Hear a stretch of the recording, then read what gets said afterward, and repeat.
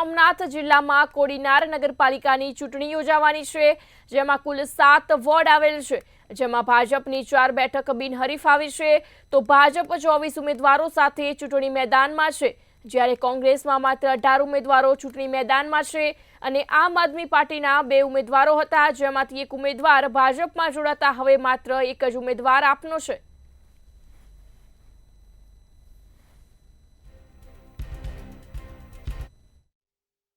પહેલું કેવું હતું ને અત્યારે કેવું છે, જે અમે જે કામ કરવાના પ્રાથમિક રોડ, લાઇટ,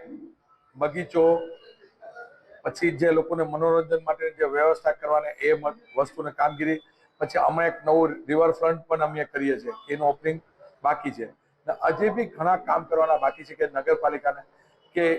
અમે બીજી નગરપાલિકા કરતા પણ એકદમ શ્રેષ્ઠ તરીકે આવે ને અમારું શહેર સારું બને એ માટેની ઘણી બધી કામગીરી પર હજી બાકી છે। કોડીનારના 7 વોર્ડ છે અને 28 બેઠકો આવેલી છે। આ 28 બેઠકો ઉપર અમે ઉમેદવારો ઉભા રાખેલા, જેમાં 3 ફોર્મ ટેકેદાર અને દરખાસ્ત કરનાર જે છે એને દરખાસ્તને ટેકો પાછો ખેંચતા અમાન્ય થયેલા છે અને 7 ઉમેદવારોએ પોતાની ઉમેદવારી પરત ખેંચી છે। અત્યારે 18 બેઠક ઉપર અમારા ઉમેદવારો લડે છે અને કોડીનારના જનતા પાસે અમે વિકાસની વાતો લઈને જવાના છે કે જે ભારતીય જનતા પાર્ટી કોડીનારથી લઈ અને દિલ્હી સુધી